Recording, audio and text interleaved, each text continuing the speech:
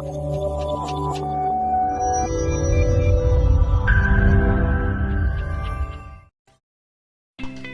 natin guys ang ating mga parcel. So, last time is nag-demo tayo. This time naman is Shein.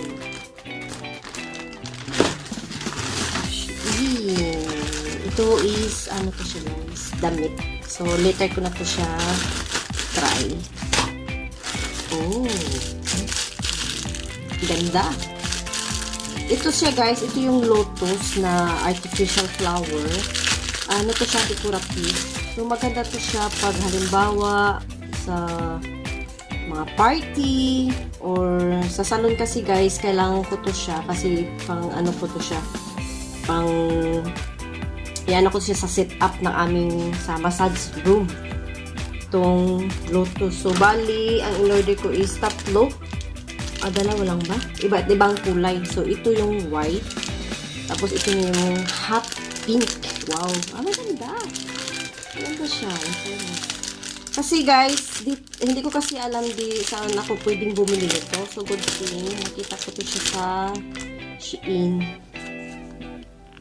So, ito siya. Maganda to pang decoration sa anong occasions. Pero kasi, kailangan is maganda yung setup namin sa massage room. So, kaya ko ito siya binili. Tapos, ito kasing lotus. May ano kasi ito guys, may parang spiritual ano sa mga Buddha. Sa mga Buddhism. Sa mga Buddhist. Kasi dito daw nakatira si Buddha. Iwan ko lang.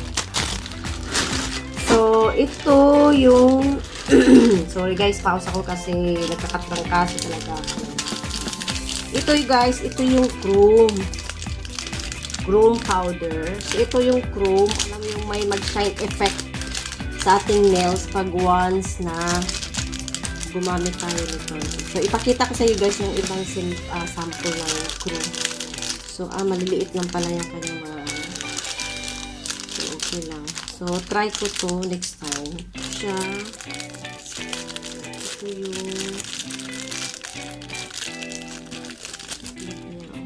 removal to siya sa eyelash. Okay. Eyelash remover. Kasi ito siya guys, halimbawa pag may mga old na eyelash, kailangan tanggalin yun siya bago tayo maglagay ng panibagong eyelash. So, nag-order ako nito. So, ito yung pinili ko kasi maganda kasi ang review niya. Tapos, ito yung glue, primer. So, before tayo maglagay ng eyelash, kailangan tayo ng primer para kumapit yung glue sa eyelash. Parang sa kukulang din yan siya. So, pag naglalagay tayo ng gelish color, kailangan is may primer. So, ganun din sa eyelash. So, ito yung eyelash primer. Tapos, ito naman siya. Ito na yung mga lashes. Isa lang muna ang kinuha ko guys kasi hindi naman ako kumbaga sa akin is trial lang. So tingnan natin yung ano ng buhok ko, soft ba siya kasi kailangan talaga guys pag nagpapalagay tayo ng eyelash extension, kailangan ano siya, yung buhok niya is soft para hindi masakit sa mata.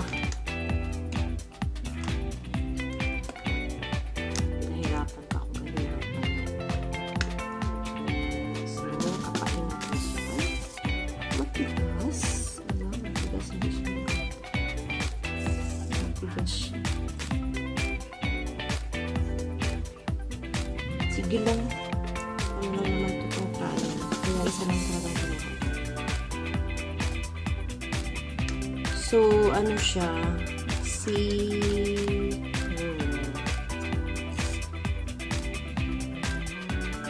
Plastic. So, ito naman is yung plate. So, ito yung eyelash plate.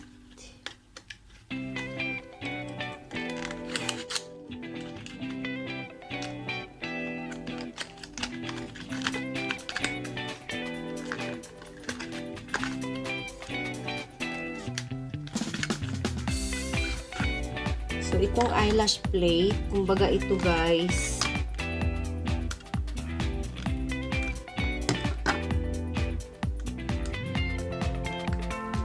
itong mga buhok dito natin yan sa ilalagay.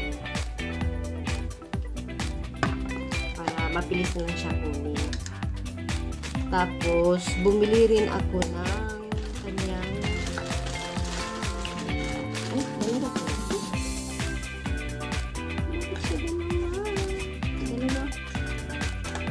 ito na lang yung sa kasamahan ko. Tapos ito siya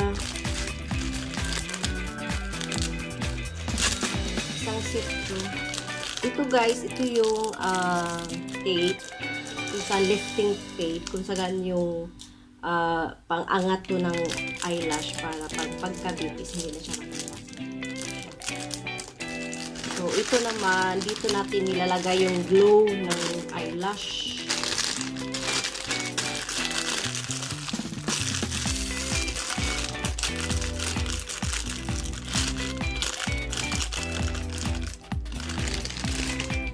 So, para hindi ka na mahirapan, parang ganito lang guys.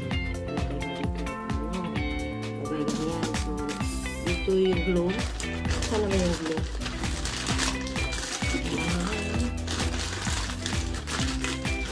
Okay, ito yung glue. Primer. Paano yung primer? Something is wrong, not right.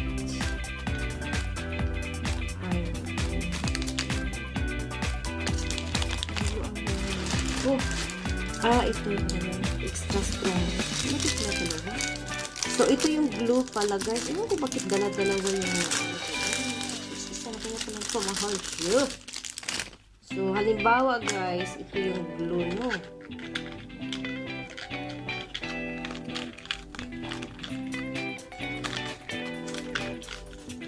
Ito yung glue.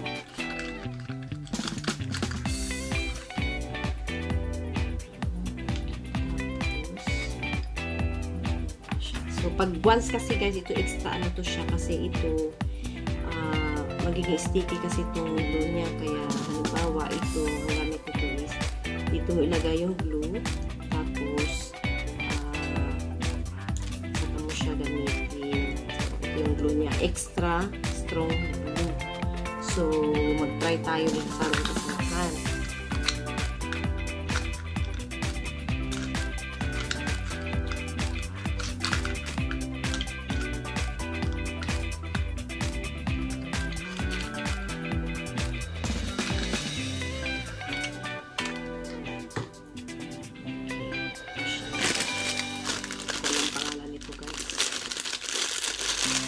Tapos, ito naman siya. Kasi, kaya marami siya guys. Kasi naka-sale siya. Kaya marami yan.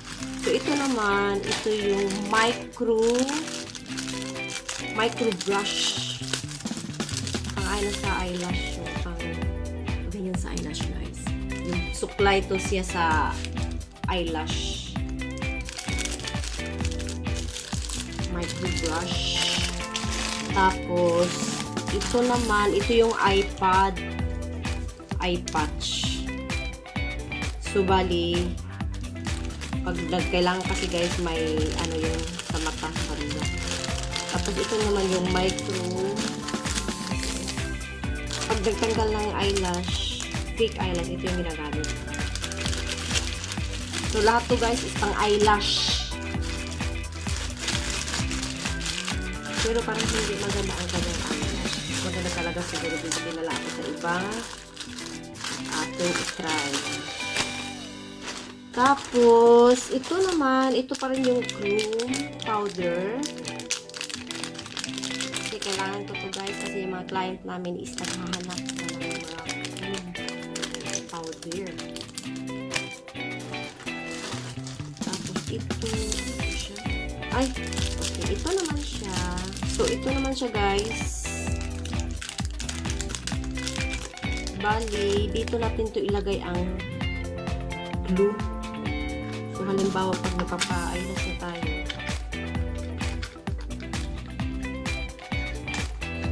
ito yung pinaka-ano ng glue, yung parang ganyan. Dito natin ilagay. Tapos, ito siyang ilagay.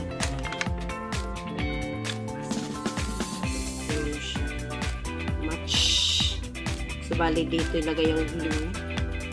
Tapos, so, kailangan inatan ito kasi napaka-fragile. Module na lang ang kulang ko, guys.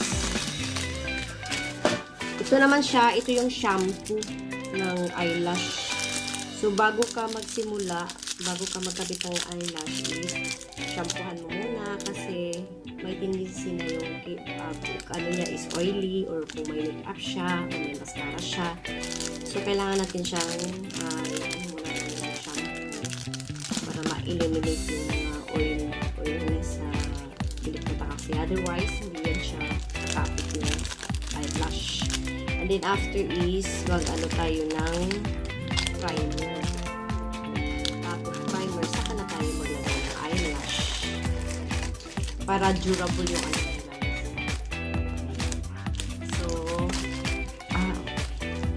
So, ito naman yung salamin. So, pagkatapos mo siyang, guys, pagkita ko sa inyo ang gamit nito, ha. So, ito naman yung, niya, salamin. So, after mong mag-eyelash, kailangan mo kasi makita yung ilalim niya. Kaya, bali, ito yung siyang nilalagay sa para makita mo yung ng resulta ng eyelash mo, kailangan ito yung pinakasalamin niya. Bali, mo siya. So, pwede pala siya matanggal.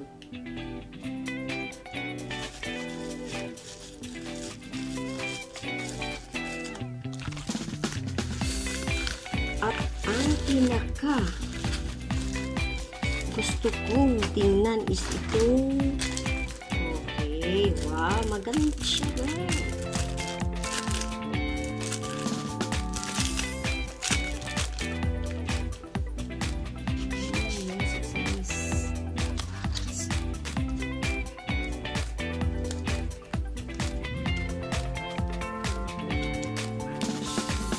So, ito yung dalawang tools na to, guys. Ito yung gagamitin natin sa ng eyelash. Ito yung pang pang separate. So, medyo may pagkamatulas to, guys, extra careful. Tapos, ito naman yung pangtanggal or pag magtanggal ka ng eyelash. Halimbawa, ito, no?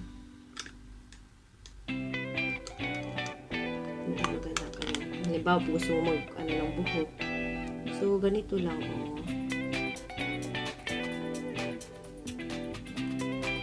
Ganyan. So, ito yung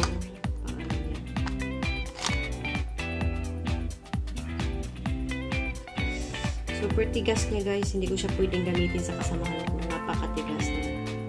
Kasi may tendency na tutusok to sa pilik mata. So, ito siya, hindi ko to siya pwedeng gamitin. Hindi maganda yung quality ng kanyang buhok. Kailangan talaga kailangan soft. Okay lang. So, at least yung iba is maganda. Ito lang ang hindi ko pwedeng gamitin kasi matigas siya. So, baka ma-irritate yung mata ng kasamahan ko kasi siya kasi yung gagawin kong model. So, hindi tayo pwedeng mag-risk. So far, guys, is maganda naman ang aking mga nabili sa Shein. So, again, thank you. So, wala na tayong pera. Pero, sige pa rin. Okay, guys, thank you. And see you in my next video. Bye-bye.